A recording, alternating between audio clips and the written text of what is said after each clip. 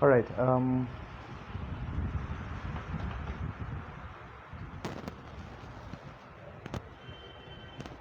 Great. I think we are good to go.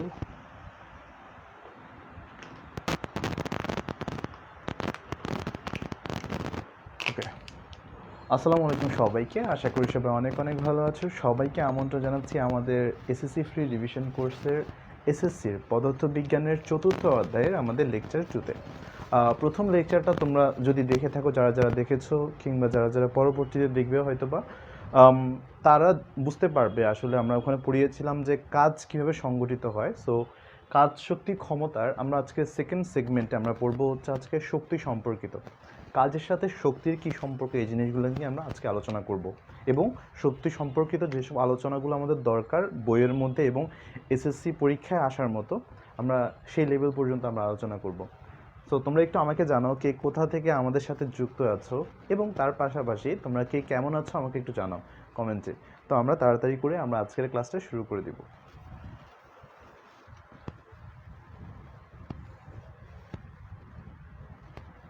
Watching from Dinajpur. ওরে বাবা, অনেক দূর থেকে সাউন্ড ক্লিয়ার হচ্ছে না আমার এখানে। আমি একটু ফ্রম দিনাজপুর। ওরে বাবা, অনেক দূর থেকে। আচ্ছা সবাই, ওয়ালাইকুম আসসালাম, যারা যারা সালাম দিচ্ছ। আচ্ছা সবাই একটু বলো তো আমাকে কি তোমরা পরিষ্কার শুনতে পাচ্ছ কি না, বা সব কিছু কি ক্লিয়ার কি না। অনেকে বলছে যে মনে হচ্ছে পরিষ্কার শুনতে পাচ্ছে না। সবাই একটু বলো। জিয়ানও চলে আসছে দেখছি কিউএস থেকে, অদ্রিকা আছে বাড্ডা ঢাকা থেকে, তারপর জুথি আছে দেখতে পাচ্ছি, মাসুদুর রহমান আছে, অনেকেই আমাদের সাথে অলরেডি যুক্ত হয়ে গেছে। হ্যাঁ ক্লিয়ার। স্টার্ট দ্য ক্লাস ভাইয়া। হ্যাঁ আমি শুরু করে দিচ্ছি। হ্যাঁ ঠিক আছে, তাহলে আমরা আজকে পড়াশোনা করব হচ্ছে যে আগের দিন পড়েছিলাম আমরা কাজ নিয়ে, তাই না? তাহলে আজকে পড়ব হচ্ছে আমরা শক্তি নিয়ে, শক্তি বা এনার্জি। একটু সুন্দর করে লিখি, শক্তি বা এনার্জি। কি পড়বো বলো তো আজকে? এনার্জি নিয়ে।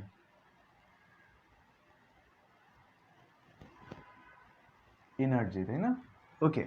সো আমরা যখন কাজ নিয়ে কথাবার্তা বলেছিলাম, একটা কাজ হওয়ার জন্য কি দরকার? একটা বল দরকার। একটা বল দিলে একটা বস্তুর স্মরণ ঘটে। তাহলে তুমি চিন্তা করে দেখো, জিনিসটা কিন্তু এমনিতেই ঘটে না। হ্যাঁ, এটার জন্য এই যে কাজটা যে সম্পাদিত হয়েছে, তুমি যে একটা ঠেলা দিচ্ছ, একটা ধরো হচ্ছে যে একটা বলকে তুমি যে ছুঁড়ে মারছো, তোমার শক্তিটা মানে তুমি যে মানে বলটাকে ছুঁড়ে মারছো, বলটা কিন্তু যাচ্ছে, তুমি কিন্তু সারাক্ষণ ছুটছো না, তুমি সারাক্ষণ এটাকে ফোর্স করছো না। তার মানে কি, তুমি তোমার হাত থেকে একটা শক্তি ওই বলটাকে দিয়েছো, ওই বলটা ওই শক্তিটা প্রাপ্ত হয়ে সে ছুটে চলছে। তার মানে কি কিছু একটা এর মধ্যে আছে না? এই যে একটা বস্তু গতিশীল হচ্ছে, এটার কারণটাই হচ্ছে শক্তি। তার মানে কি কাজ যে সম্পাদিত হয়েছে এটা আমরা শিওর হই কখন? যখন শক্তিটা সঞ্চালন হয়। তাহলে তুমি কি এটা কি বুঝতে পারছো না যে একটা বস্তু বা একটা কাজ সম্পাদিত হওয়ার মূল কারণটা আসলে শক্তি। শক্তি তাকে সাহায্য করে কাজটা সম্পাদিত হওয়ার জন্য। এই জিনিসটাকে, এই কনসেপ্টটাকে আসলে পদার্থবিজ্ঞানের ভাষায় বলে যে কাজ করার ক্ষমতাকেই, এই কলমটা ফেলে দিতে হবে, ওটাতে খুব বেশি ভালো কালি আসে না।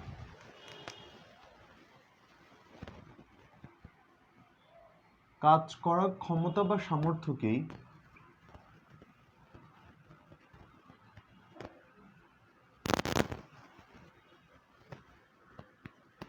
শক্তি বলে। তার মানে আমরা বলতে পারি কাজ হচ্ছে একটা মানে কাজ হচ্ছে একটা ফলাফল, মানে একটা জিনিসের ফলাফল। শক্তিটা হচ্ছে তার কারণ। একটা বস্তুতে শক্তি সঞ্চারণ হলে সেই শক্তিকে কাজে লাগিয়ে সে কাজ করতে পারে। আরও ইজিলি যদি আমি তোমাকে বলি, লাইক আমি তোমাকে হচ্ছে বললাম তুমি গিয়ে লাইক একটা খাও, ধরো কোল্ড কফি খাওয়ার ইচ্ছা হয়েছে। আমি তোমাকে কি দিলাম? একটা ক্রেডিট, মানে কিছু টাকা দিলাম কোল্ড কফি খাওয়ার জন্য টাকা। তুমি চিন্তা করে দেখো তো, আমি যে তোমাকে টাকা দিলাম, ওই টাকা দিয়ে তুমি মানে একটা কোল্ড কফি কিনে খেতে পারো। তাহলে ওই কোল্ড কফিটা খাওয়া, ওই কোল্ড কফিটা যদি কাজ হয়, তুমি ওই যে টাকাটা, এই টাকাটা হচ্ছে তোমার শক্তি, মানে ওই কোল্ড কফি কেনার জন্য তোমার যে সামর্থ্য সেটা। তুমি চিন্তা করে দেখো তো, তুমি কি এটা বলতে পারবা কি না যে আমি তো কোল্ড কফি না খেয়ে কাগজ খেতে পারতাম? দুটো কি সেন্স মেক করে না? কিন্তু এই টাকাটা খাটিয়ে আমি কোল্ড কফিটা খেতে পারছি। শক্তি আর কাজের সম্পর্কটাও ঠিক এরকম। আমি শক্তিকে কাজে লাগিয়ে আমি কাজ সম্পাদন করতে পারি। অর্থাৎ আমি যদি দুইটার মনিটারি ভ্যালু মানে টাকার ভ্যালুটা যদি দেখি, দুইটা কিন্তু সেম। কোল্ড কফি 50 টাকা, এর নোটটাও 50 টাকা, কিন্তু দুইটা জিনিস সেম না। তুমি দেখো একটা নোট আর একটা কোল্ড কফি কিন্তু সেম না। এই যে শক্তির যে আর কাজের যে সম্পর্কটাই, এই সম্পর্কটা ইম্পর্টেন্ট। তোমরা একটু আমাকে বলো তো এটা কি বুঝতে পেরেছো কিনা, যে শক্তি কিভাবে কাজ সম্পাদন করে কিংবা এটা আসলে কিভাবে কাজ করে, এই জিনিসটা কি বুঝতে পেরেছো কিনা আমাকে একটু জানাও।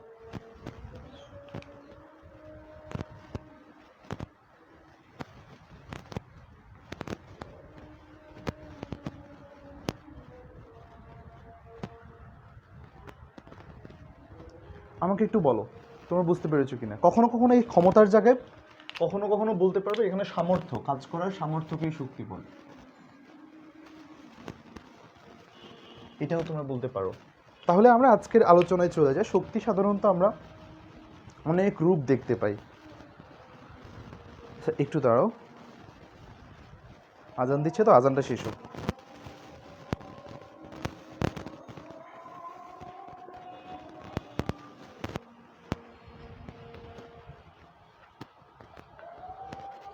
আজানটা শেষ হোক, আমি আবার কন্টিনিউ করছি।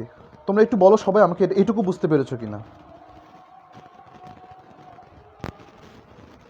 তোমরা এইটুকু বুঝতে পেরেছো কিনা একটু বলো।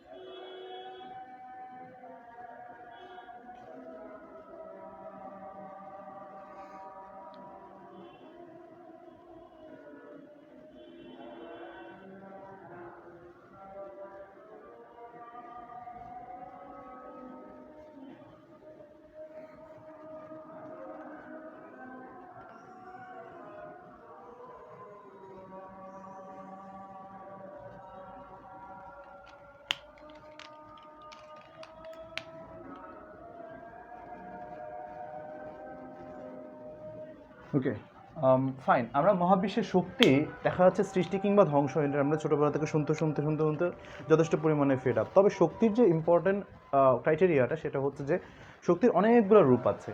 শক্তির সবচেয়ে বড় পাওয়ারটা হচ্ছে সে এক রূপ থেকে অন্য রূপে আসলে রূপান্তরিত হতে পারে। লাইক আমি হচ্ছে যে বিদ্যুৎ শক্তি, আমি চাইলে আলোক শক্তিতে রূপান্তরিত হয়ে যেতে পারি।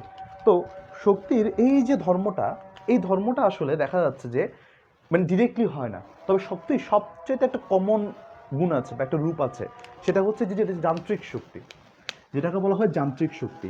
তার মানে আমি সবসময় যদি বিভব শক্তিকে যদি যান্ত্রিক শক্তিতে রূপান্তর করতে পারি বা তার তড়িৎ শক্তি যদি যান্ত্রিক শক্তিতে রূপান্তর করতে পারি, এটা সবচেয়ে কমন রূপ বলা হয়। এটা থেকে আমি অন্য যে কোনো রূপে আমি আসলে এটাকে ট্রান্সফর্ম করতে পারি।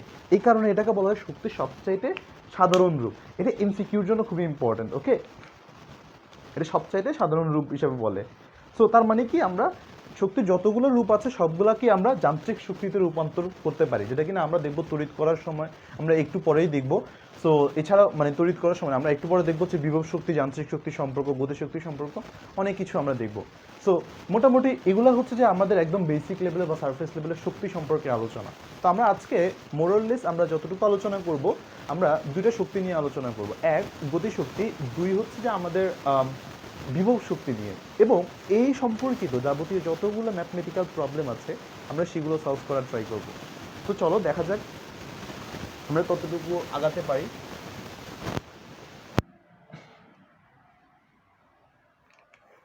তো শুরু করছি গতিশক্তি দিয়ে।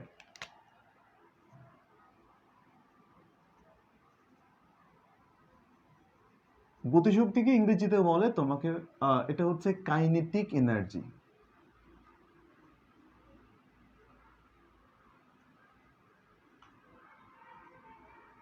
কাইনেটিক এনার্জি, কাইনেটিক শব্দটা আসে হচ্ছে তোমার কাইনেমেটিক্স থেকে, যেটা কিনা আসলে গতিবিদ্যা বলা হয়। কাইনেমেটিক্স থেকে মানে একটা বস্তুতে যে তার গতির কারণে যে শক্তিটা অর্জন করে তাকে বলা হয় গতিশক্তি। তার মানে কি একটা বস্তু তার গতির জন্য, কোনো একটা বস্তু কোনো একটি বস্তু তার গতির জন্য যে শক্তি লাভ করে, কোনো একটি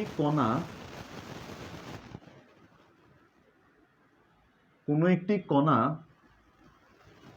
তার গতির জন্য, কোনো একটি কণা তার গতির জন্য যে শক্তি লাভ করে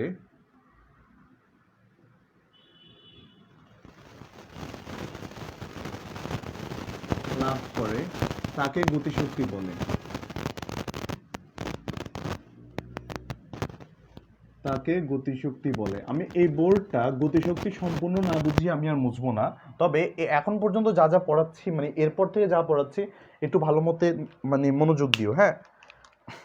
ওকে, আমরা দুটো জিনিস এখানে কাজে লাগাবো। আমাদের আগের কনসেপ্ট, কাজ করার জন্য শক্তি প্রয়োজন, তাই না? তার মানে আমরা কখনো কখনো বলতে পারি যে পরিমাণে কাজ হয় এই কাজের জন্য দায়ী হচ্ছে শক্তি। তার মানে যে পরিমাণ কাজ হয় পুরোটাই আসলে শক্তি ব্যবহার করার কারণে হয়েছে। যে পরিমাণ শক্তি ব্যবহার করেছি সেই পরিমাণ কাজ হয়েছে। তার মানে কি একটা কাজ শুধুমাত্র তার কাজকে মানে করে না, ডিফাইন করে না, একটা কাজের জন্য কি পরিমাণ শক্তি দেওয়া হয়েছে সেটাই ডিফাইন করে। আমি বললাম না তুমি যে একটা কোল্ড কফি কিনেছো শুধুমাত্র এটা কোল্ড কফিকেই আসলে ডিফাইন করে না, এটা ডিফাইন করে হচ্ছে তুমি কত টাকার কোল্ড কফি খেয়েছো। তোমাকে 50 টাকা দিলে তুমি 50 টাকার কোল্ড কফি খেয়েছো, 60 টাকা দিলে 60 টাকা তুমি খেয়েছো, এটা ডিফাইন করে। তার মানে কি আমার যেই পরিমাণে কাজ হয়েছে সেই পরিমাণ কাজটা এটাও নির্দেশ করে কি পরিমাণ শক্তি ব্যয় হয়েছে, রাইট? ওকে, এবার একটু তাহলে মাথায় রাখো জিনিসটা। দেখো আমি একটা বস্তু কণা বা একটা বলকে এখান থেকে আমি তাকে গতিশীল করার জন্য চেষ্টা করলাম। এই একটা বল, এই বলটাকে আমি আসলে তাকে গতিশীল করার চেষ্টা করলে সে কিছুক্ষণ পর সে এখানে আসলো। একটু ভালো মতো খেয়াল করো, এটা একটা বলকে আমি যদি ফোর্স দিই সে এখানে আসলো। তার মানে বলটার মধ্যে আমি একটা ফোর্স দিলাম, তাকে একটা ধাক্কা দিলাম, সে এখান থেকে বলটা এখানে আসলো। এবং তার মধ্যে দেখো আগে ছিল আদি বেগ ইউ, শেষ বেগ এখন কত হয়েছে, এখন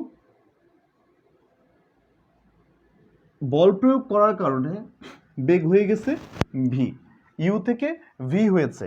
এবার আমরা একটু আলোচনায় আসি, একটু এই পাশটাতে আমি করি। দেখো কি বলেছিলাম, এই যে আমি বলতে পারি ডাব্লিউ মানে কি পরিমাণ কাজ হয়েছে সেটা বের করি, তাহলে কিন্তু আমি শক্তির পরিবর্তন পাবো।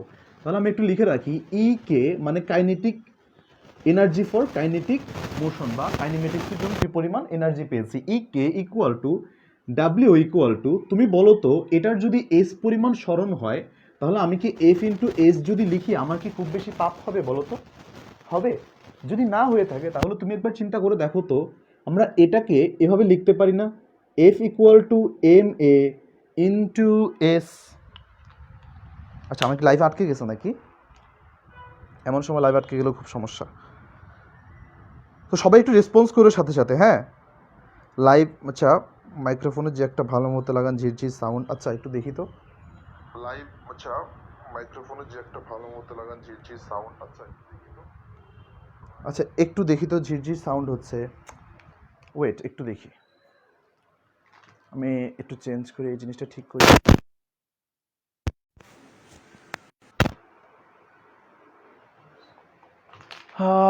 ওকে, আমার একটা সর্দিও লেগেছে তো এই কারণে দেখি, হয়তো বা এই কারণেও হতে পারে। একটু দেখি দাঁড়াও। ওকে, আমার একটা সর্দিও লেগেছে তো এই কারণে দেখি, হয়তো বা এই কারণেও হতে পারে। একটু দেখি দাঁড়াও। আচ্ছা এখন কি ঠিক আছে কিনা আমাকে একটু তোমরা কাইন্ডলি বলো তো, মানে সাউন্ডে কি এখন কি প্রবলেম হচ্ছে কিনা?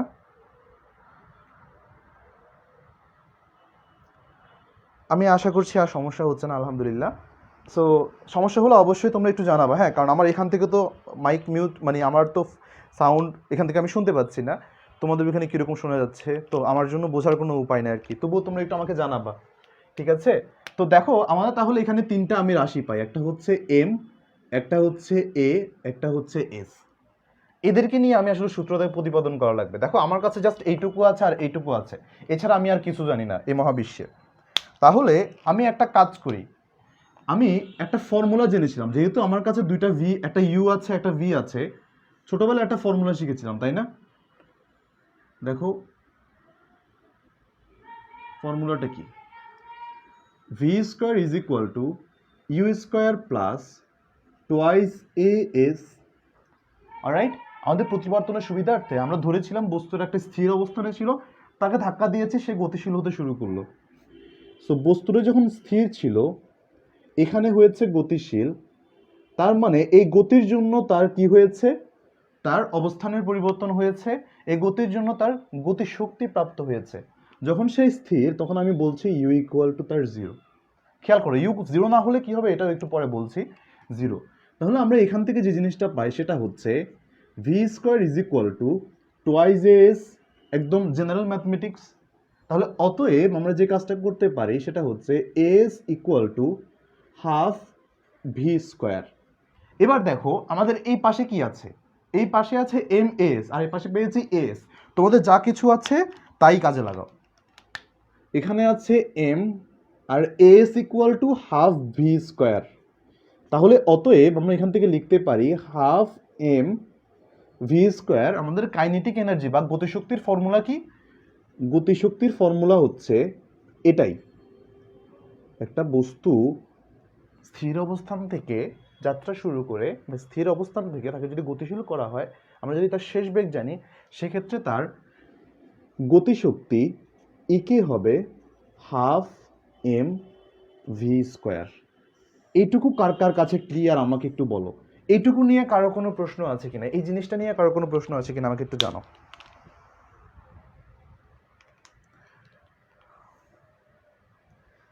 এইটুকু এইটুকু নিয়ে কারো কোনো প্রশ্ন আছে কিনা? আচ্ছা কেউ কেউ বলছে কি কি পড়ায় ফেলছে, এটা আমাদের ফার্স্ট টপিক আজকের, হ্যাঁ এটা আমাদের ফার্স্ট টপিক, কারণ আমরা একটু থিওরিগুলো নিয়ে আলোচনা করতেছি, তারপর আমরা ম্যাথমেটিক্যাল প্রবলেমে যাব।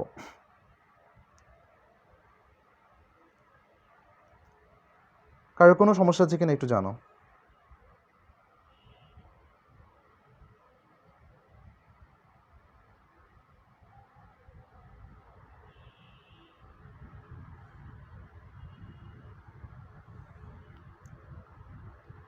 অলরাইট অলরাইট অলরাইট,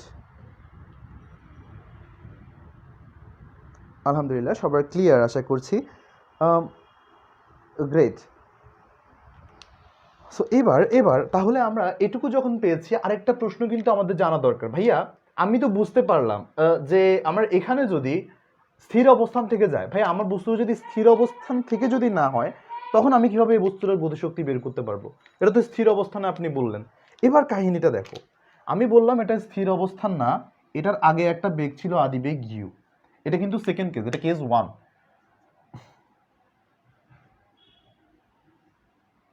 এটা কিন্তু সেকেন্ড, এটা কিন্তু কেস ওয়ান। কেস টু কি, কেস টুটা হচ্ছে এবার আমাদের সে কি বলছে স্থির অবস্থান থেকে না, তার মানে তার একটা আদিবেগ আছে। তাহলে আমরা ফর্মুলা কি জানি বলতো, V square equal to you square plus twice A S, এইটুকু আমরা ফর্মুলা জানি। তাহলে এখান থেকে আমাদেরকে এস ইকুয়াল টু কি আসে, এখান থেকে আমরা যেটা পাই V square minus U square equal to twice A S. এখান থেকে আমরা যেটা বলতে পারি S equal to half into V square minus half into U square. Okay, এখান থেকে আমরা যে জিনিসটা প্রুফ করতে পারি, অতএব অতএব খেয়াল করো, অতএব ইকে ইকুয়াল টু, অতএব E K equal to W equal to half M into V square minus U square, অথবা আমরা এটাকে এটাও বলতে পারি half M V square minus half M U square. এটাকে তোমরা ইন্টারমিডিয়েটে গিয়ে কাজ শক্তি উপপাদ্য নামে একটা নতুন টার্ম হিসেবে শিখবা। তবে তোমাদের যদি এখান থেকে যদি সামহাও প্রশ্ন চলে আসে, আমি এই কারণে তোমাদেরকে এটা শিখিয়ে রাখলাম। এটাকে তোমরা বলবা যে ডাব্লিউ ফাইনাল শেষ বেগের জন্য ডাব্লিউ এফ, এটাকে তোমরা বলবা ডাব্লিউ আই। আই মানে কি? ইনিশিয়াল, মানে আদিবেগের জন্য যে পরিমাণ কাজ হয়েছে বা আদিবেগের জন্য যে পরিমাণে শক্তি পেয়েছি, শেষ বেগের জন্য যে পরিমাণ শক্তি পেয়েছি, এটাকে বলা হয় তোমার গতিশক্তির পরিবর্তন।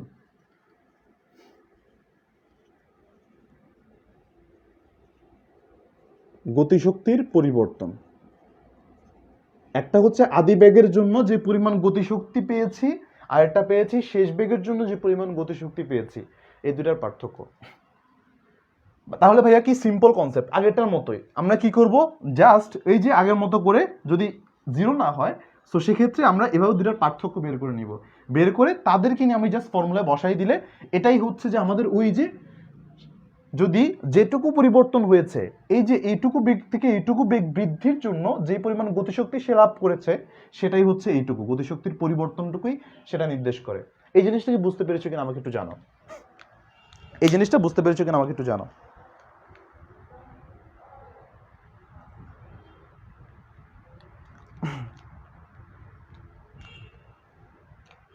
এটুকু ক্লিয়ার কিনা আমাকে একটু বলো সবাই।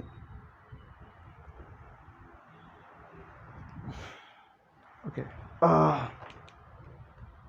ব্লার হয়ে যাচ্ছে তাই না?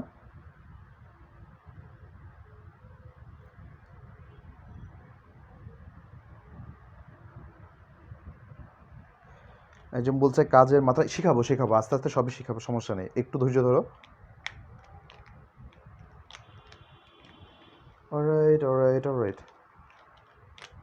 জহুরুল শোভন বলছে বেরিত শক্তির হিসাব বোঝান, এগুলো সবগুলো আমি পড়াবো তোমাদেরকে, বললাম তো আমি তোমাদেরকে প্রথম দিন আমাদেরকে বলে দিয়েছিলাম এই চ্যাপ্টারটা আমরা কীভাবে পড়াবো। প্রথম দিন আমরা কাজ, পরের দিন শক্তি, তৃতীয় দিন স্প্রিংয়ের ম্যাথ করাবো, পরের দিন হচ্ছে তোমাদেরকে আমি কুয়ার ম্যাথ করাবো, তারপর হচ্ছে কপি কল, প্রত্যেকটা জিনিস টাইপ ধরে ধরে ধরে ধরে করাবো।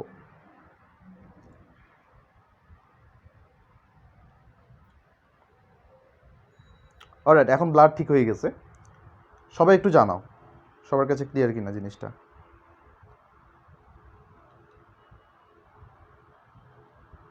বুঝছি বুঝছি, গ্রেট।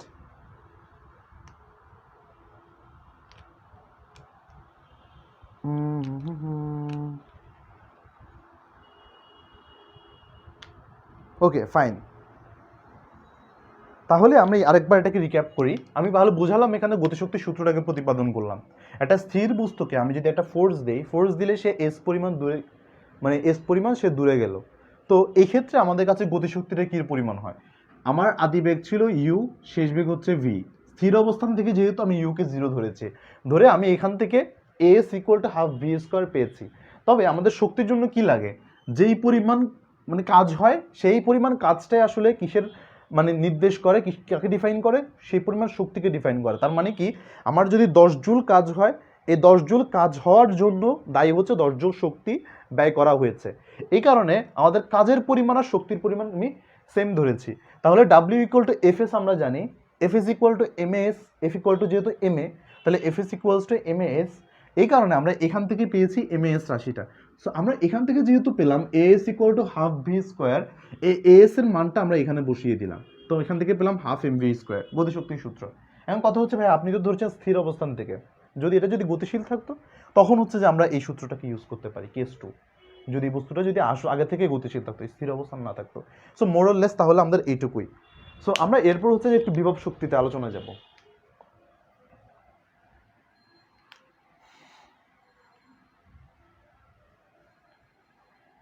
এরপর আমরা এখন বিভব শক্তি নিয়ে আলোচনা করব।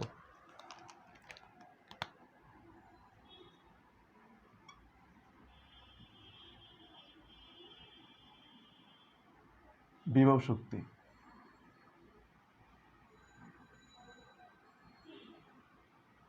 Potential energy. সো গতিশক্তিতে কখনো কখনো দেখা যায় একটা বস্তু যদি গতি পায় সে আসলে অনেক দূর চলে যায়। তবে এই বিভব শক্তিটা একটু ইন্টারেস্টিং, বল না ছোট মরিচের ঝাল বেশি। তো বিভব শক্তির স্মরণটা খুব কম ঘটে, কিন্তু এটা শক্তিটা অনেক বেশি। ওকে, বিভব শক্তি এই কারণে মানে তার যে আসলে শক্তিটা, তার যে আসলে পাওয়ারটা, এটা আসলে ভিতরে জমানো থাকে। তো এই বিভব শক্তি হচ্ছে এরকম একটা শক্তি।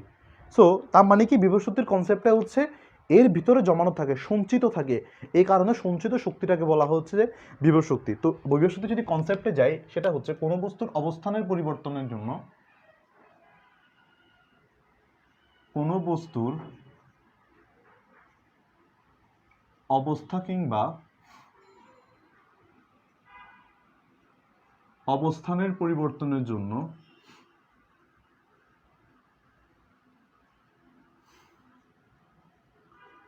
অবস্থানের পরিবর্তনের জন্য অবস্থা কিংবা অবস্থানের পরিবর্তনের জন্য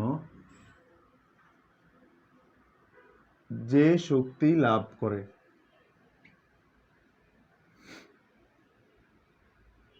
যে শক্তি লাভ করে তাকেই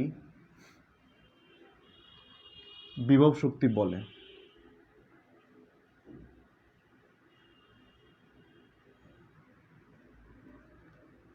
সো এই জিনিসটাকে একটু ইলাস্ট্রেট করি। হ্যাঁ, ধরো এখানে একটা বল আছে মাটিতে, আমি একটা বলকে এখান থেকে আমি এখানে উঠালাম, সে কতটুকু উচ্চতা গিয়েছে? এইচ পরিমাণ উচ্চতা সে গিয়েছে। একবার চিন্তা করে দেখো তো, বস্তু, যে বস্তুটাকে আমি উঠালাম, এই বস্তুটার ভর যদি হয় এম, তাহলে আমি বস্তুটাকে উপরের দিকে উঠাচ্ছি, তাই না? আচ্ছা, লাইফ কি ব্লাডটার হয়েছে নাকি? না, ঠিক আছে। তাহলে একটা বস্তুর কাজ কিরকম হয়? কাজ ইকুয়াল টু আমরা পড়েছিলাম এফ এস, কিন্তু এখানে এস হয় না, এখানে কতটুকু উচ্চতা উঠিয়েছি বলো তো?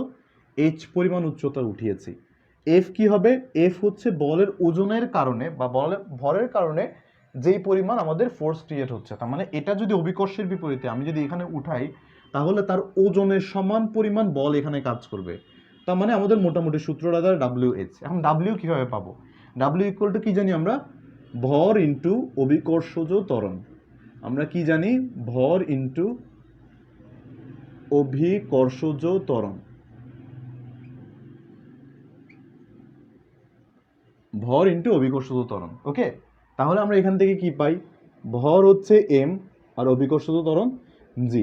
এভাবে আমরা আসলে এটাকে নিয়ে কাজ করতে পারি। তাহলে আমরা ডাব্লিউ ইজ ইকুয়াল টু যদি বসাই দেই, এটাকে আমরা বলবো ইপি। ইপি মানে কি? Potential energy, P for potential.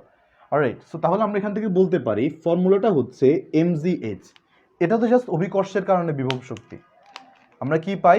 E P equal to অভিকর্ষজের কারণে E P equal to mgh। Okay, alright, so fine. এবার আমাদের কাজ কি? এবার আমরা দেখবো হচ্ছে একটা স্প্রিং এর জন্য। একটা স্প্রিং যদি এখানে যদি লাগানো থাকে, সে নর্মাল হচ্ছে এইটুকু আছে। তবে আমরা এই স্প্রিংটাকে টেনে যদি এখান থেকে, দেখো এটা এখান ছিল, এখান থেকে এইটুকু এক্স পরিমাণ সরাই, এটা হচ্ছে স্প্রিং এর ক্ষেত্রে। যদি স্প্রিং নিয়ে নেক্সট দিন আমি অনেক বিরাট আলোচনা করব, স্প্রিং কাটলে কি হয় না হয় এই ইস্যুগুলোকে নিয়ে। সো স্প্রিংয়ের বিভব শক্তি নিয়ে একটু যদি আলোচনা করি, যদি এক্স পরিমাণ সরণ ঘটে, তাহলে আমরা এখান থেকে দুইটা জিনিস জানবো, যে স্প্রিং বল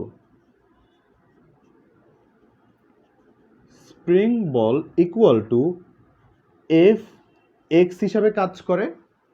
আর এখানের মধ্যে আমাদের স্প্রিংয়ের জমানো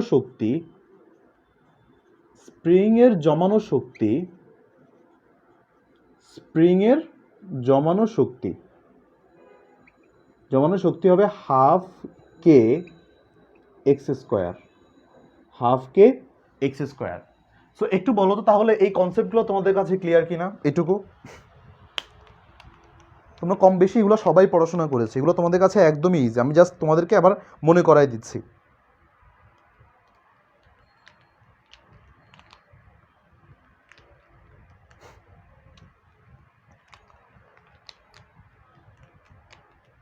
আচ্ছা, এখানে জি কি নেগেটিভ হবে না? জি নেগেটিভ দরকার নেই, কারণ হচ্ছে এটা আমরা কাজ নির্ণয় করতেছি, কাজের জন্য তো আমাদের এখানে লাগবে না নেগেটিভ পজিটিভ, তাই না? মোট শক্তি নির্ণয় করতেছি, এই কারণে জিটাকে আমরা পজিটিভ ধরবো, সমস্যা নেই। অভিকর্ষের বিরুদ্ধে, তুমি যদি অভিকর্ষের সাপেক্ষে যদি নির্ণয় করো তাহলে সেক্ষেত্রে হচ্ছে এটা নেগেটিভ হয়, কারণ অভিকর্ষের বিরুদ্ধে কাজ করতেছি, অভিকর্ষের সাপেক্ষে নেগেটিভ। তোমার জন্য এটা আসলে পজিটিভ কাজ। ওকে, ঠিক আছে ঠিক আছে ঠিক আছে। অলরাইট, তাহলে চলো আমরা তাহলে এবার একটু ম্যাথমেটিক্যাল প্রবলেমের দিকে যাব। আস্তে আস্তে চলো আমরা ম্যাথমেটিক্যাল প্রবলেম সলভ করতে থাকি। ওকে, সো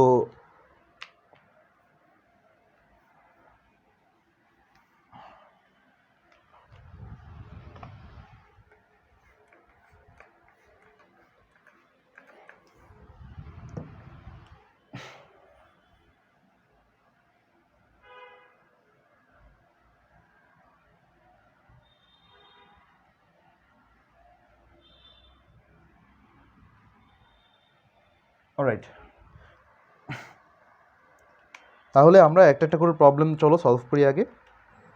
লাস্টে আমরা কিছু মানে বইয়ের কিছু কমন ডিসকাশন করবো আর কি, ওই মাত্রা ওই ইস্যুগুলো নিয়ে। ওকে ওকে ওকে, চলো তাহলে দেখি আমাদের প্রবলেমগুলো কী কী আছে। বইয়ের একটা প্রবলেম চলো দেখি। বলছে 500 গ্রাম, এটা বোর্ডের অঙ্ক, যশোর বোর্ড 2019 সালে এসেছিল। 500 গ্রাম ভরের একটি বস্তুকে, এটি যশোর বোর্ডের অঙ্ক, ভরের একটি বস্তুকে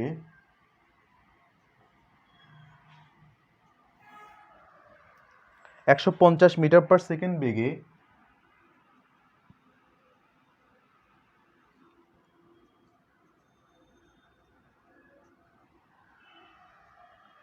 খাড়া উপরের দিকে নিক্ষেপ করা হলো।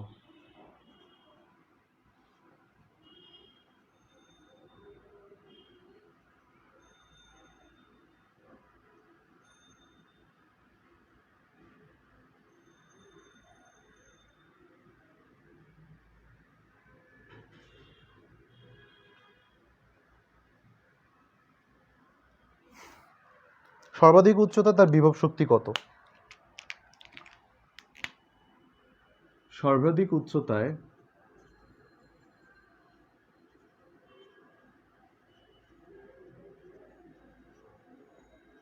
তার বিভব শক্তি কত?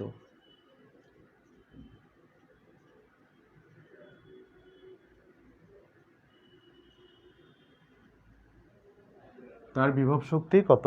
ফাইন, আমাদের তাহলে প্রথম কাজ কি, আমাদেরকে বলছে এত আদি বেগে আমাদেরকে নিক্ষেপ করা হয়েছে, সর্বাধিক উচ্চতাটা আগে বের করা লাগবে, তারপর হচ্ছে বাদ বাকি আমাদের বিভব শক্তি লাগবে। সো আমরা আগে যা যা দেওয়া আছে এগুলো একটু দেখি। আমাদের কাছে কি দেওয়া আছে? ভর দেওয়া আছে এম কত? 500 গ্রাম। 500 গ্রাম 0.5 কেজি। ওকে, ভালো কথা, সমস্যা নেই। তারপর হচ্ছে আমাদের এখানে বলছে আদিবেগ।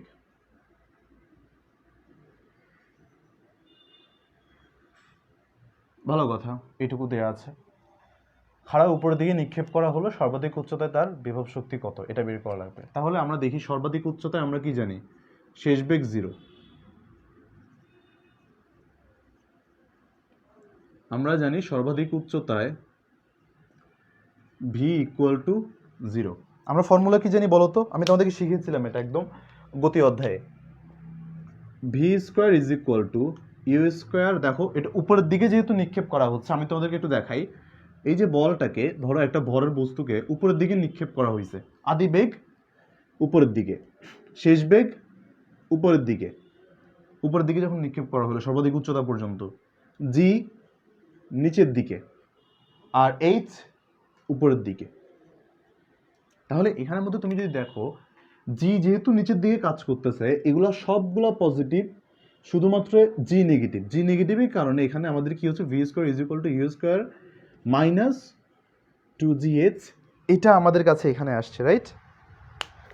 যদি এটা হয়ে থাকে তাহলে আমরা এখানে দেখি v যেহেতু 0, আমাদের কাছে আসে u² = 2gh, এই formula.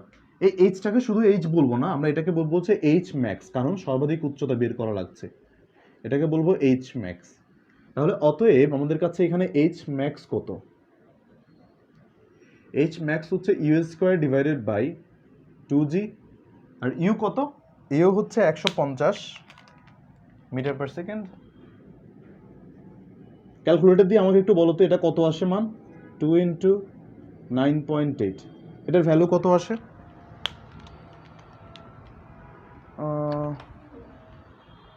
150 square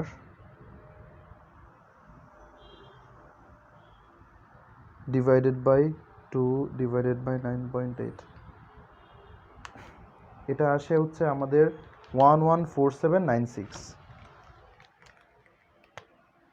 1147.96 metre. Okay fine, সমস্যা নেই, আমি এত মিটার পেয়ে গেছি, মানে সর্বাধিক উচ্চতা কতটুকু আমার দরকার আমি এটা পেয়ে গেছি। তাহলে এবার আমাদের ফর্মুলা কি বলতো? বিভব শক্তি। এবার আমাদের ম্যাথ শেষ। ইপি ইকুয়াল টু কত হবে? এমজিএইচ। এইচ না কিন্তু এটা এইচ ম্যাক্স। এম কত? এম তো আমাদের দেওয়া আছে 0.5, জি 9.8 অ্যান্ড এইচ 1147.96। এটা আমাদের হিসাব করে আসলে কত আসে? ইন্টু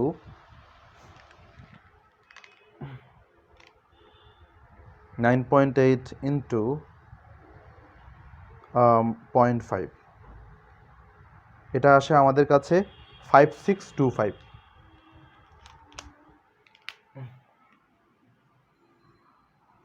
একক কী হবে বলো তো? একক হবে জুল। 5625। এটা কে কে বুঝতে পেরেছো আমাকে একটু বলো, এটা কে কে বুঝতে পেরেছো আমাকে একটু জানাও। Alright alright alright.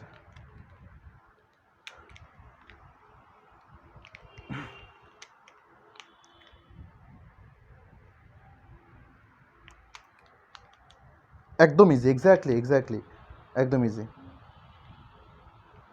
একজন বলছে ডাব্লিউটা কি ছিল? ডাব্লিউ হচ্ছে ওয়েট মা ওজন আমাদের এখানে। হ্যাঁ, কোথায় কোন ডাব্লিউটা? আগেরটার কথা বলছো প্রভাবদি। ডাব্লিউ হচ্ছে আমাদের একটা মানে ওজন ছিল, ওজন মানে যে বলটার কারণে বিভব শক্তি উপরে ওঠে, এটা আর কি। এফ আমি বলছিলাম যে ডাব্লিউ কাজের জন্য কি লাগে, এফ এস, ওই এফটাই আসলে ডাব্লিউ হিসেবে এখানে কাজ করছে। Alright alright alright. সো চলো দেখি আমরা কিছু কনসেপচুয়াল ম্যাথ করি।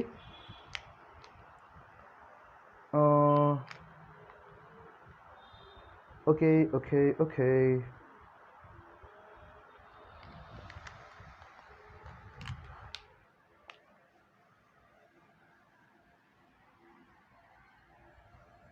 এটা কিন্তু বোর্ডে আসা অঙ্ক। হ্যাঁ, এরপরে প্রশ্নটা হচ্ছে 40 কেজি ভর সম্পন্ন 40 কেজি ভরের একজন লোক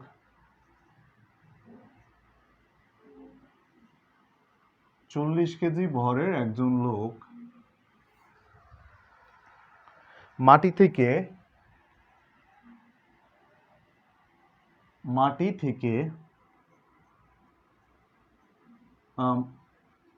15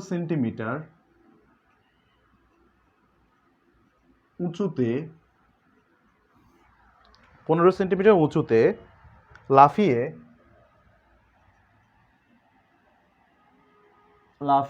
60 বার, মানে 60 for 60 times, সো সে যদি স্কিপিং করে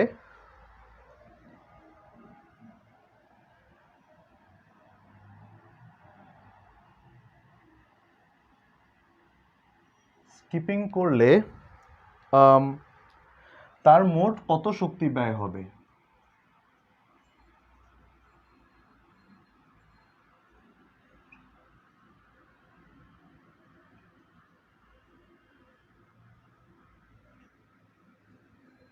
দেখো এই ম্যাথটা একটু কনসেপচুয়াল ম্যাথ, যে আমাদেরকে সে একজন লোক, মানে দড়ি লাফ তো তোমরা দেখছো তাই না, যে একজন লোক যদি মাটি থেকে 15 সেন্টিমিটার উঁচুতে সে যদি 60 বার যদি স্কিপিং করে, দড়ি লাফ দেখছো না, দড়ি লাফের মতো। তাহলে আমি আগে দেখি একবার, সে একবার যখন সে লাফ দেয় তার কি পরিমাণ আসলে ক্যালোরি খরচ হয় বা তার কি পরিমাণ শক্তি খরচ হয়। তো বাকিগুলো আমরা দেখি তাহলে। প্রথমবার আমরা তাহলে দেখি যে প্রথমে বের করতে হবে সে একবার লাফ দিলে তার কি পরিমাণ শক্তি খরচ হয়। তাহলে আমরা দেখি সে যদি একবার লাফ দেয় সে কি পরিমাণ উঁচুতে উঠে।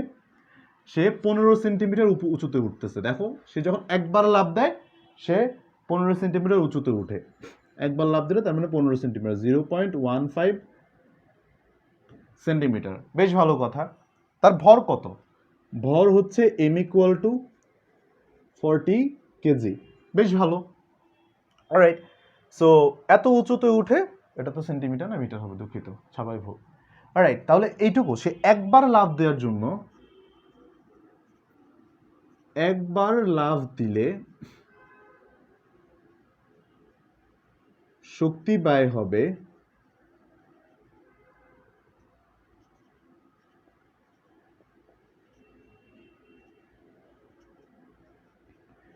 mgh পরিমাণ, তাই না? একবার লাফ দিলে তার শক্তি ব্যয় হবে mgh পরিমাণ। তাহলে m কত এখানে? 40, g কত? 9.8, h কত? h হচ্ছে এই যে 0.15 পরিমাণ। তাহলে আমরা আলটিমেটলি আনসার কত পাই এখান থেকে? আনসার পাই হচ্ছে 40 ইন্টু 9.8 ইন্টু 0.15। এটা পাই হচ্ছে আমরা 58.8। 58.8 জুল। মানে সে একবার লাফ দিলে এত পায়। তারপর বলতো 60 টাইমস যদি সে লাফ দেয় তাহলে কত হবে? তার মানে তার মোট ব্যয়িত শক্তি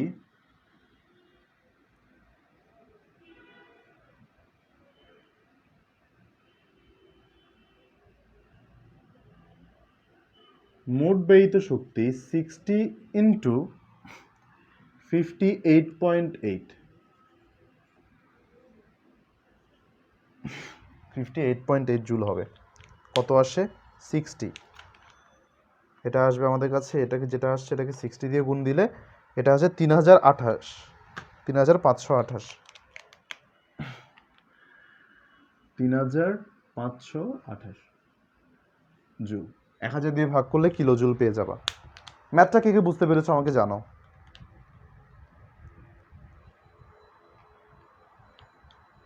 এটা কে কে বুঝতে পেরেছো আমাকে জানাও।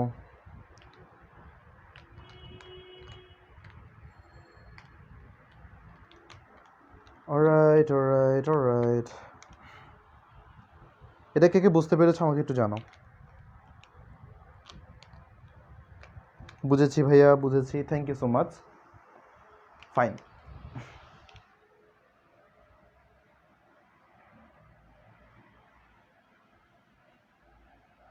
চলো তাহলে আমরা এরপর আরেকটা ম্যাথ দেখি নিই।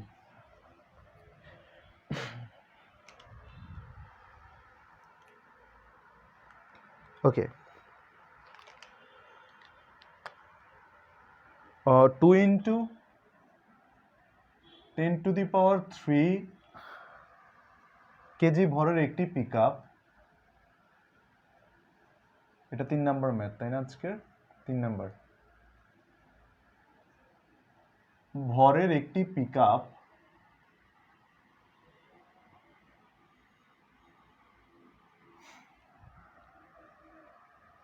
আম, 90 কিলোমিটার পার আওয়ার বেগে চলছে।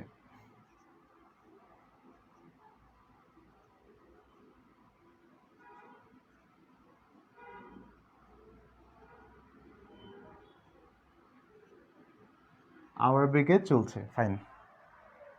একই গতিশক্তি সম্পন্ন হতে হলে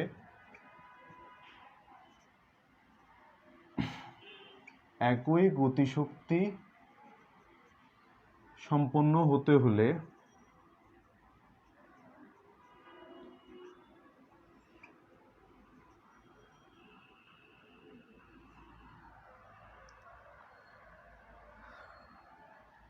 (10⁻³ কেজি একটি গাড়ি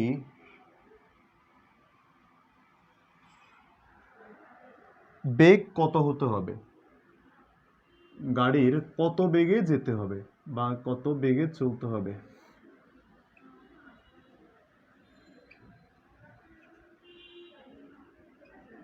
ওকে ফাইন, এই হচ্ছে অবস্থা। এত ভরের একটি পিক আপ এই বেগে চলছে। তাহলে আমরা আগে একটু দেখি পিক আপ কত বেগে চলে, এটা একটু দেখে নিই। তাহলে আমরা বের করি ইকে কার জন্য, পিক আপের জন্য, আর আমাদের দরকার কি ইকে কারের জন্য। সো আমরা এই কারের জন্য আমরা দেখি, ধরে নেই হচ্ছে কারের বেগ হচ্ছে গাড়ির বেগ ভি, ওকে, ভর ভিসি, ভর হচ্ছে এম অফ সি কত, 1000 কেজি। ওকে, ভালো কথা। তাহলে এটা আমাদের কাছে আসবে হাফ ভিসি ইন্টু এত। পিক আপের জন্য কত হবে, হাফ ইন্টু ভর কত, 2 into 10⁻³ into 90 kilometre per hour. এটাকে একটু বের করা লাগবে যে পিক আপের বেগ,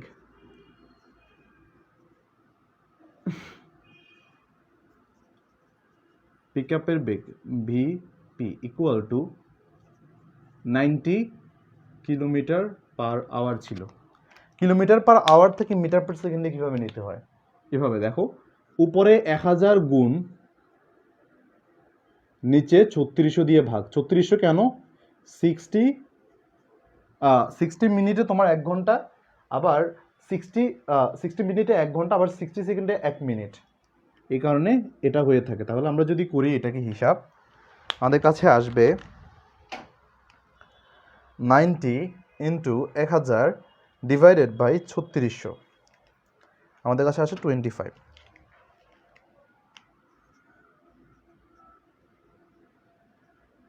মিটার পার সেকেন্ড। না, ওকে, তাহলে এখানে আমি বসাই দিই 25।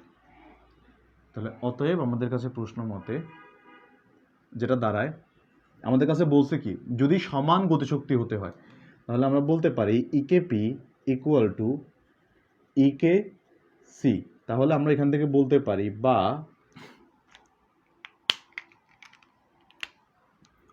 Half into 2 into 10⁻³ into 25 equal to half into VC into 10⁻³। So এটার আনসারটা হয় তোমাদের কাছে খুব সম্ভবত ভিসি ইজ ইকুয়াল টু 50 আসবে। তোমরা একটু আমাকে বলো তো এটার আনসার তোমাদেরটা কত আসে। আচ্ছা, আমি কি এখানে, আচ্ছা হ্যাঁ, একটা জিনিস ভুল করেছি, এখানে ভি স্কোয়ার হবে, স্কোয়ার দিতে ভুলে গেছি, VC square half M V square. Alright, so যদি তাই হয় তাহলে আমরা একটু হিসাবটা করে দেখি।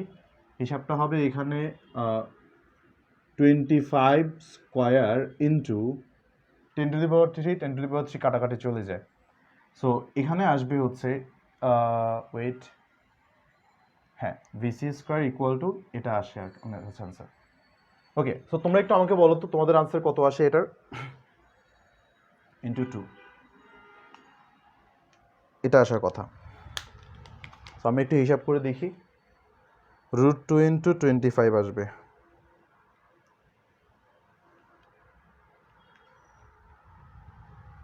অলরাইট অলরাইট অলরাইট, সো তোমরা একটু বলো তোমাদের এখানে আনসার কত আসে। অলরাইট অলরাইট, 35.35 জুল সাজিদ বলছে। ওকে, আমি একটু দেখি আনসার কত আসে। Half into half M V square এত, এই মাসে এত,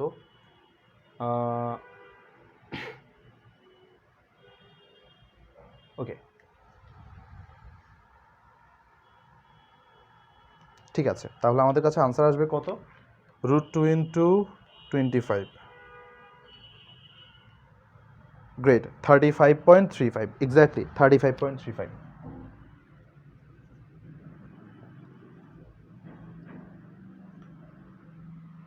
মিটার পার সেকেন্ড। দেখো তো এটা কে কে বুঝতে পেরেছো, আমাকে একটু জানাও তো, তোমরা একটু বলো এটা কে কে বুঝতে পেরেছো।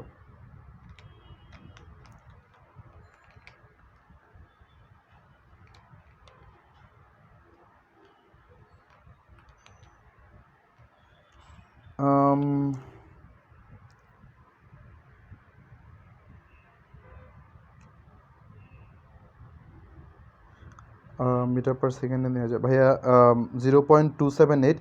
এই শর্টকাটটা তোমরা এমসিকিউতে ইউজ করতে পারো, বাট রিটেন এটা ইউজ করো না, ঝামেলা করবে। হ্যাঁ, তোমাদের জন্য সুবিধা যেটা এটা বলছি।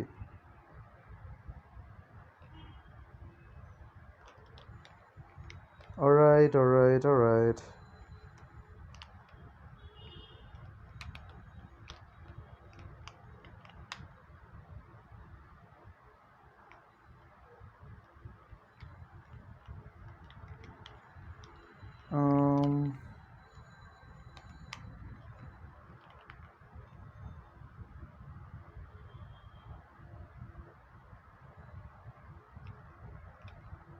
ওকে,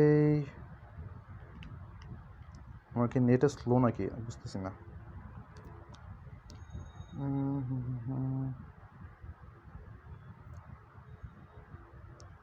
আচ্ছা ভাইয়া, বাতাসের মতো সোজা, গ্রেট। ঠিক আছে, সো তাহলে ঠিক আছে, আমি একটু সামনে আগাই।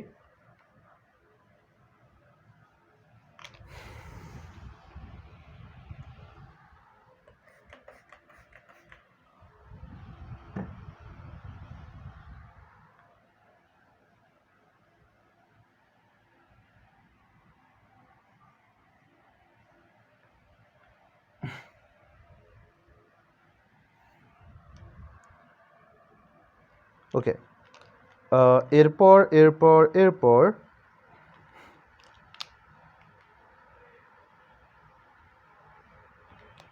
50 কিলোগ্রাম ভরের একটি বোমা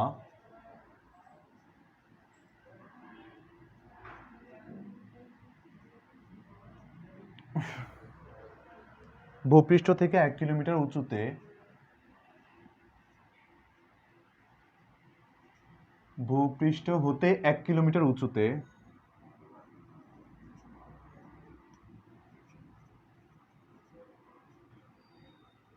1 কিলোমিটার উঁচুতে অবস্থিত একটি বিমান থেকে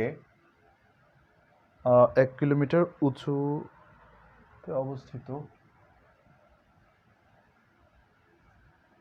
অবস্থিত একটি বিমান থেকে ফেলে দেওয়া হলো।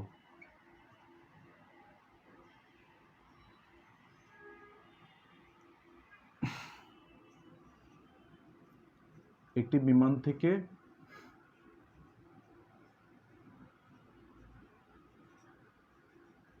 ফেলে দেওয়া হলো। ওকে, 10 সেকেন্ড পরে এবং ভূমি স্পর্শ করার পূর্ব মুহূর্তে গতিশক্তি কত?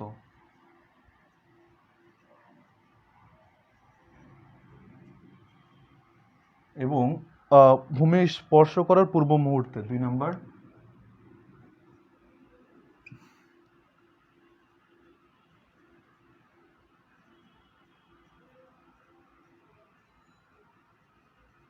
পূর্ব মুহূর্তে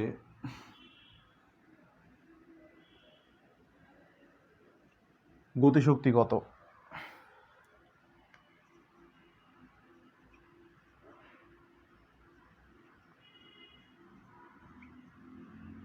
খুবই সুন্দর একটা প্রশ্ন। দেখো, বলছে এত ভরের একটি বস্তু উপর থেকে ফেলে দেওয়া হয়, তাহলে ভর কত? এখানে এম দেওয়া আছে আমাদের কাছে 50 কেজি। তারপর ভূপৃষ্ঠ থেকে কত উঁচু থেকে? H is equal two 1 kilometre, মানে আমরা বলতে পারি 1000 মিটার।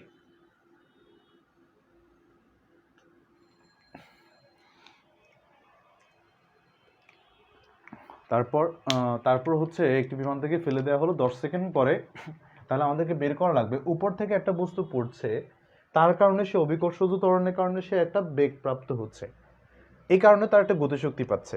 তাহলে আমরা দেখতে হবে আগে এই 10 সেকেন্ড পরে সে আসলে কত উচ্চতায় আছে সেটা। এত উপর থেকে তো আমি ফেলেছি, দিস ইজ ট্রু, রাইট? আমাদেরকে কত উচ্চতায় আছে আমাদেরকে সেটা বের করা লাগবে। আচ্ছা দেখি আবার অত জড়ায় যাচ্ছে তার। কিংবা মানুষজন কোথায়? লেখা তো ইনাফ বড় করে বোঝাচ্ছি, মানে লিখতেছি।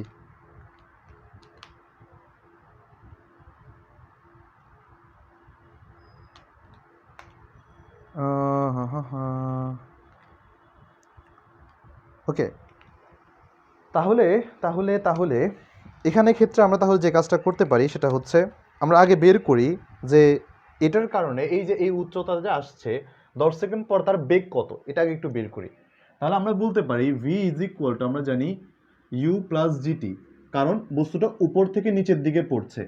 বস্তু যখন উপর থেকে নিচের দিকে পড়ছে, ইউ নিচের দিকে, ভি নিচের দিকে, জি নিচের দিকে, টি টি তো লাগবে না, আর এইচ সেটাও নিচের দিকে। তার মানে সবগুলো আমাদের এখানে পজিটিভ। সো এটা যদি হয়ে থাকে তাহলে যেহেতু উপর থেকে ফেলে দিয়েছে, ইউ তো আমাদের অলরেডি কি 0, তাহলে আমরা এখান থেকে যে কাজটা করতে পারি সেটা হচ্ছে ভি ইকুয়াল টু আমাদের জন্য জিটি। তার মানে আমাদের এই সময় 10 সেকেন্ড পরে তাহলে আমাদের বেগ কত, আসলে বেগটা হচ্ছে আমাদের দাঁড়াও 10 ইন্টু 9.8, তাই না? 10 সেকেন্ড পরে বেগ 9.8, এটা হচ্ছে 98। আমরা যখন 10 সেকেন্ড পরে বেগ পেয়ে গেছি তাহলে অতএব আমাদের গতিশক্তি ইকুয়াল টু হাফ এম, ভর কত 50 কেজি, তো লেখার দরকার নাই, ইন্টু 98 হোল স্কোয়ার। বের করে ফেলো কত আসে, বের করে ফেলো। 98 স্কোয়ার ইন্টু 50 ইন্টু 0.5, এটা আসে আমাদের কাছে 2,40,100।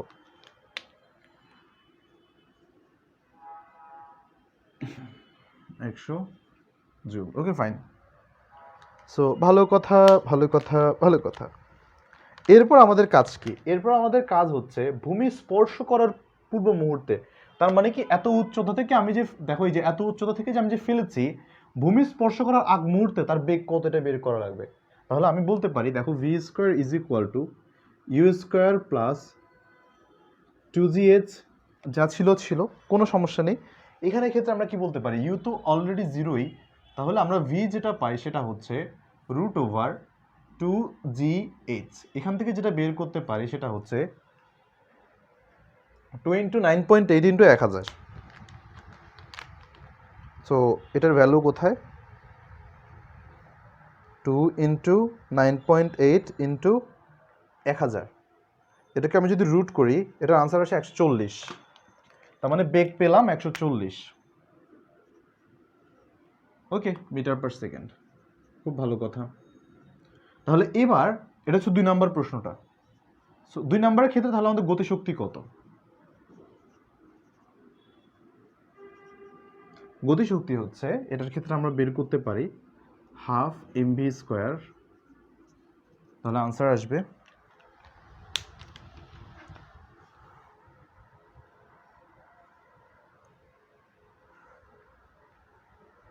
এটা আসে 49, তারপর 4টা 0।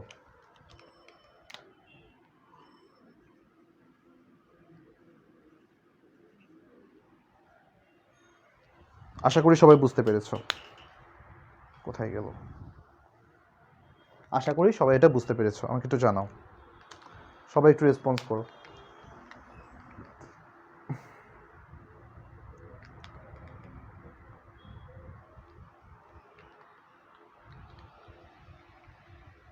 ওকে ওকে ওকে, গ্রেট। সো চলো আমরা আরেকটু সামনে আগাই, আরেকটু আমরা অন্য ধাঁচের অঙ্ক দেখি। আমার ওই টাইপের ম্যাথটা কোথায়, একটা প্রশ্ন খুঁজতেছি।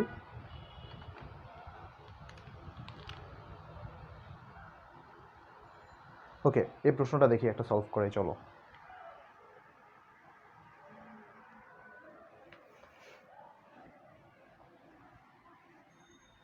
খুবই একটা হট ফেভারিট প্রশ্ন। কোথায় গিয়ে বিভব শক্তি গতিশক্তির এত গুণ হবে?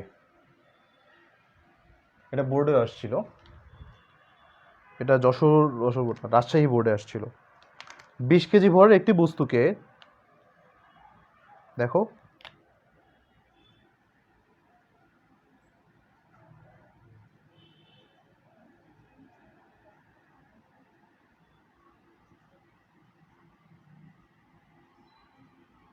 20 কেজি ভরের একটি বস্তুকে ভূমি হতে 40 মিটার উঁচু স্থানে 40 মিটার উঁচু স্থান হতে ফেলে দিলে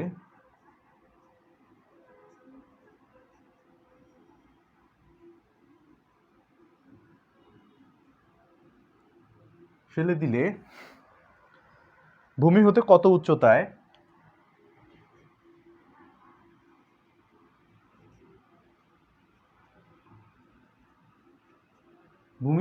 কত উচ্চতায়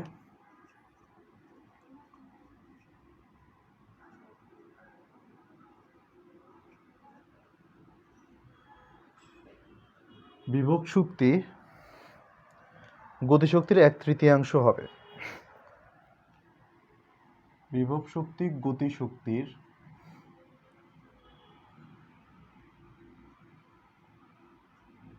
1/3 হবে।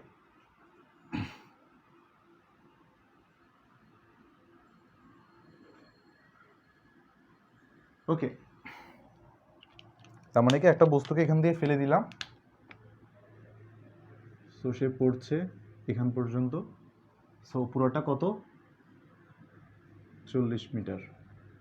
সো এমন একটা উচ্চতা আছে, সেখানে আমাদের দেখতে হবে কি, ধরো হচ্ছে ভূমি থেকে সে যখন এখানে আসছে, এখান থেকে পড়তে পড়তে সে যখন এখানে আসছে, এখানটুকু আমরা বলতে পারি এক্স, পুরোটা 40, এইটুকু এক্স। তাহলে এইটুকু কত হবে? এইটুকু হবে আমাদের কাছে 40 মাইনাস এক্স। সো দেখো 40 মাইনাস এক্স এর জন্য যে পরিমাণ বিভব শক্তি, সেটা বলছে বিভব শক্তি গতিশক্তির এত পরিমাণে হবে। আমরা ধরে নিলাম হচ্ছে যে ভূমি হতে এক্স উচ্চতায় যে এই কাহিনী ঘটে, বিভব শক্তি গতিশক্তির 1/3 ধরি এক্স উচ্চতায়, ভূমি হতে এক্স উচ্চতায়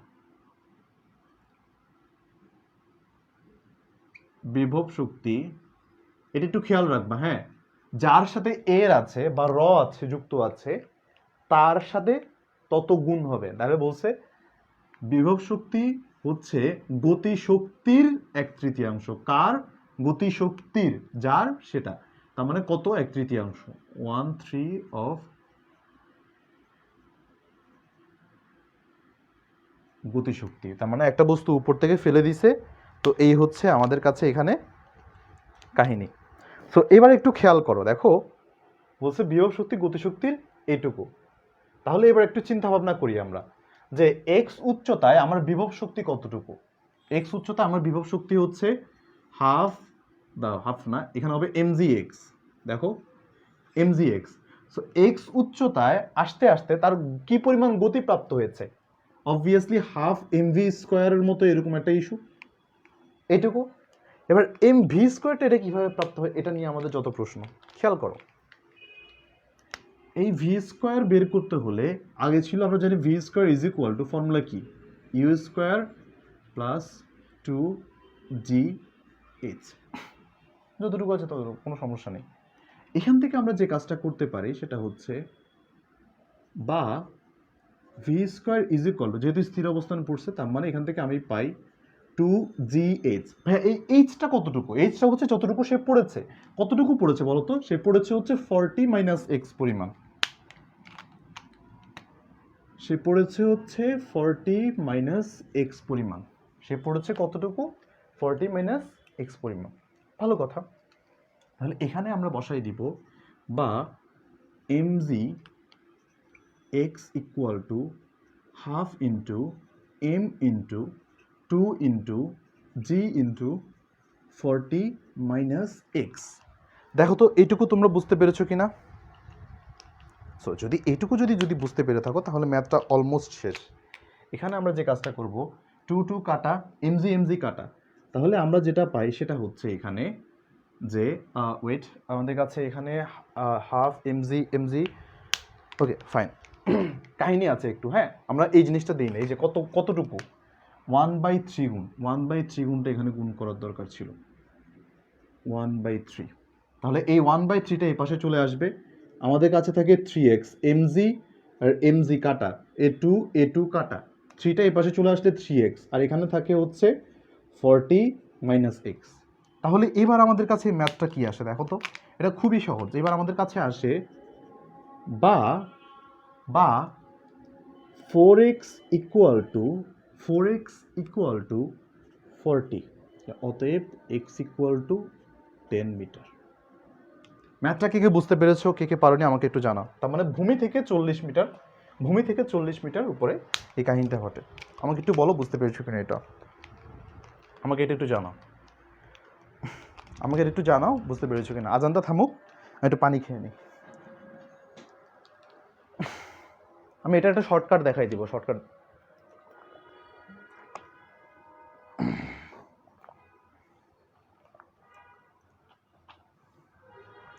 আমাকে একটু জানো এটা কে বুঝতে পেরেছো।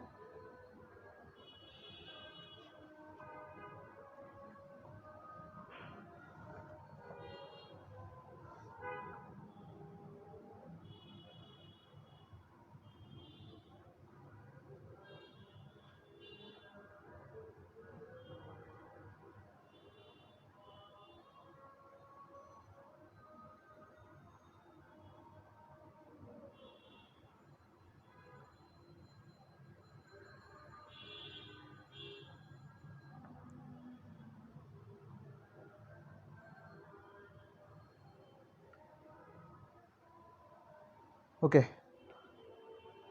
আশা করি প্রায় শেষ। দেখি সবাই কি বলে। জি ভাই, ম্যাথটা আজকে করছিলাম, তেমন ভালো করে বুঝি নাই, বাট এখন ক্লিয়ার করে বুঝলাম।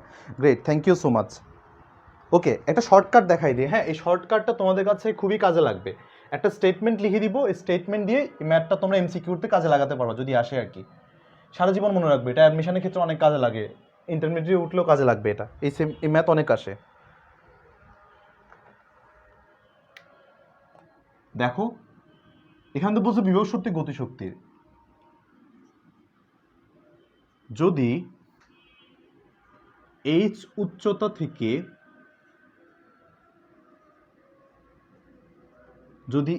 উচ্চতা থেকে বস্তুটি ফেলে দেওয়া হয়,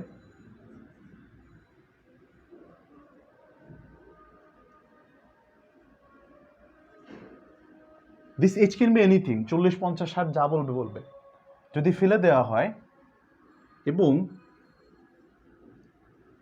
গতিশক্তি, খেয়াল করো আবার বলছি, গতিশক্তি বিভব শক্তির,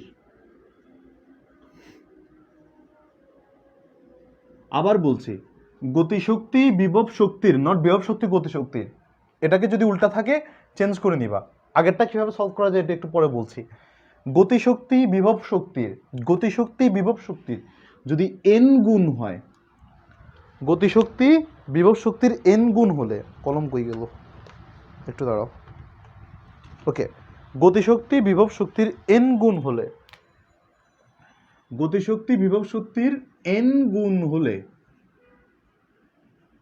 n গুণ যদি হয়, তাহলে এই উচ্চতা, মানে যে উচ্চতা বলে না যে কোন উচ্চতায় গিয়ে যেটা হয়, দেখো উচ্চতা x, নির্ণেয় উচ্চতা x ইকুয়াল টু ওই যে উচ্চতা বলবে h বাই n প্লাস 1। এটা অলওয়েজ মাথায় রাখবা, এটা এমসিকিউর জন্য খুব কাজে লাগবে, বাট রিটেনে খাটাতে পারবে না, রিটেনে খাটানো উচিত না। ভাইয়া আপনি যে এই ম্যাথটা করেছেন এটা একটু সলভ করে দেন এভাবে। খেয়াল করো, দেখো কত বলছিলাম, 40 মিটার। ওকে, এন কিভাবে, আমি কি বলছিলাম, গতিশক্তি বিভব শক্তির এন গুণ। আমাদের বলছে কি বিভব শক্তি গতিশক্তির এত, তার মানে কি বিভব শক্তি গতিশক্তির, দেখো 1/3, তাহলে গতিশক্তি বিভব শক্তির কত গুণ, ই কে বিভব শক্তির কত গুণ, 3 গুণ। ঠিক করে দিয়েছি এবার আমার ম্যাথটাকে। তাহলে আমাদের এন কত, এন হচ্ছে 3, n প্লাস 1 মানে 3 প্লাস 1, 40/4 কত, ইকুয়াল টু 10। আমরা ম্যাথ যা করছিলাম এখন কি এটা মিলে নাকি, দেখো তো ম্যাথে যা করছিলাম একটু আগে যেটা করলাম এটার সাথে এই শর্টকাট কি মিলে নাকি। ওকে, তাহলে আমরা একজন বলছে আবার বুঝালে ভালো হতো। আচ্ছা আমি আরেকবার তাহলে বুঝাই দিচ্ছি, আবার একটু বুঝাই দিচ্ছি এই জিনিসটা আসলে কিভাবে ওয়ার্ক করে। দেখো একটা বস্তুকে আমি ফেলে দিলাম, হ্যাঁ এখান থেকে এখানে ফেলে দিলাম, দেখো এই বস্তু পুরাটাই এইচ উচ্চতা থেকে তাকে ফেলা হলো, আমি ধরলাম ভূমি থেকে সে এক্স উচ্চতায় গিয়ে, এটা পুরোটা যদি ড্রাইভ করতে চাই এটা অনেক বড় হয়ে যাবে, এই কারণে তোমাকে একটু বুঝাই। পুরোটা কত ছিল আমাদের? 40 মিটার উঁচু থেকে তাকে ফেলে দেওয়া হলো। আমি ধরে নিলাম এই যে বলেছে যে গতিশক্তি বিভব শক্তি, বিভব শক্তি গতিশক্তির 1/3 এটা হচ্ছে মাটি থেকে এক্স উচ্চতায় হয়। ওকে, তাহলে তুমি যে এই এক্স উচ্চতা যদি হয় ভূমি থেকে, তাহলে সেটা উপর থেকে কতটুকু? 40 মাইনাস এক্স। ওকে, এবার দেখো আমাদের প্রশ্নে কি বলেছে। প্রশ্নে বলেছে এমন একটা উচ্চতা আছে সেখানে বিভব শক্তি গতিশক্তির 1/3, এইটুকু। তাহলে এই এক্স উচ্চতায় বিভব শক্তি কিভাবে সবসময় কল্পনা করে? নিচের থেকে উপর, ভূমি থেকে কত উচ্চতা আছে সেটা। তাহলে অতএব তুমি বলতে পারবা বিভব শক্তি অলওয়েজ mg এক্স, এক্স উচ্চতার জন্য, যেটা তুমি জানো না। সেকেন্ডলি 1/3 থাকুক, ইকে ইজ ইকুয়াল টু কি? Half mv square. ছোটবেলা থেকে পড়ে আসছো ভাই, আমি তো mv স্কোয়ারটা জানি না। ভি স্কোয়ার যেহেতু জানো না, ভি স্কোয়ারের জন্য কাজ করতে হবে। V square is equal to you square plus 2as না লিখে কিন্তু জিএচ হবে, যেহেতু উপর থেকে পড়তেছে। খেয়াল করো, তুমি এই এইচ জানো না, এই এইচটা কত হবে বলো তো? ওই যে কতটুকু নামছে এটুকুর জন্য গতিটা পেয়েছে, এটা হবে 40 মাইনাস এক্স। তাহলে ইউ তো 0, কারণ স্থির অবস্থান থেকে ফেলা হয়েছে। তাহলে ভি স্কোয়ার কত পেলাম? V square is equal two 2g 40 minus x. তাহলে এখান থেকে কি পাই? এখান থেকে পাই এমজি, দেখো এম কাটা, আচ্ছা এমজি পরে কাটতেছি। এমজি এক্স তাদের মতো আছে 1/3 ইন্টু হাফ, তাদের মতো আছে এম, তাদের মতো থাকুক। V square is equal two কত? 2g 40 minus x.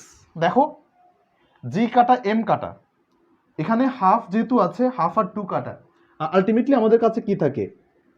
এমজি কাটা, হাফের 2 কাটা, এখানে থাকে x is equal two 1/3 40 minus x.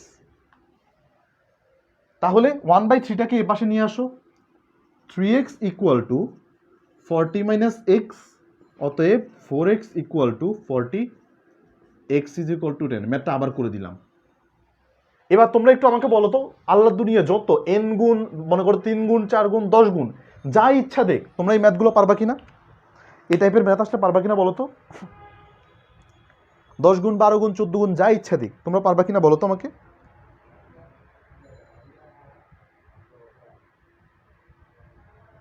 সবাই একটু বলো তো।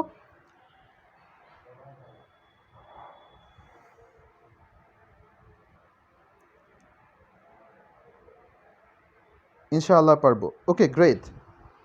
সো হোপফুলি তাহলে আমরা মোটামুটি অঙ্ক আমরা প্রায় সবগুলোই কভার করার চেষ্টা করেছি এই চ্যাপ্টারের, যত টাইপের আছে। লাইক এই চ্যাপ্টার না অবভিয়াসলি এই টপিকের উপর। নেক্সট দিন আমরা তাহলে স্প্রিং নিয়ে আলোচনা করব। স্প্রিং কাটাকাটি করলে কীরকম হয়, স্প্রিং গুণাঙ্কের পরিবর্তন কীরকম হয়। সো এ টু জেড আমরা এগুলো নিয়ে ডিসকাস করব। সো আগামীকালকে এই সময়ে তোমাদের সাথে দেখা হচ্ছে। সবাই অনেক অনেক ভালো থাকো, সুস্থ থাকো। কারো যদি কোনো প্রবলেম হয় এই টপিক নিয়ে, অবশ্যই আমাকে রিচ আউট করবা কিংবা গ্রুপে পোস্ট করবা। সো আগামীকালকে দেখা হচ্ছে ইনশাল্লাহ। টিল দেন টেক কেয়ার, আল্লাহ হাফেজ, আসসালামু আলাইকুম।